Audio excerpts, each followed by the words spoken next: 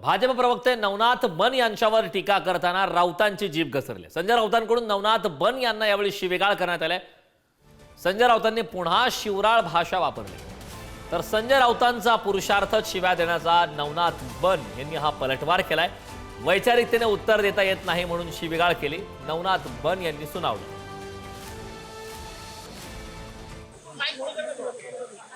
काय तो असे मागणी करतो कोणी साला मराठी माणूसच आहे ना तो, त्याची सुनतागिरी आहे।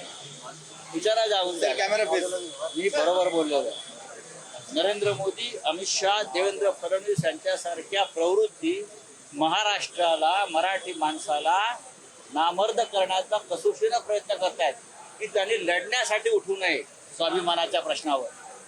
पण महाराष्ट्र स्वाभिमान, आम्हाला माहिती आहे आम्हाला काय खायचंय, काय प्यायचं आणि कधी तलवार उचलायची। ही तलवार आता दोन ठाकरे बंधूंनी उपसलेली आहे, त्याच्यामुळे महाराष्ट्राची मर्दानगी काय आहे ती उचलून बाहेर येईल। हे भाजप इतर मला तुम्ही सांगू नका।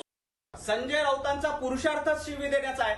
नवनाथ बन सारख्या सर्वसामान्य भारतीय जनता पार्टीच्या कार्यकर्त्यांनी एखादा प्रश्न विचारला तर त्याच्या प्रश्नाचं उत्तर विचारांनाच द्यायला हवं होतं, परंतु संजय राऊतांना ते विचारांना उत्तर देता येत नाही। त्यामुळं ते अशा पद्धतीनं वैचारिक लढाई न देता शिवीगाळ करतायत, अश्लील भाषा वापरतायत। संजय राऊत यांचा डीएनएच अशा पद्धतीचा आहे, त्यामुळे कदाचित ते अशा पद्धतीची भाषा करतायत।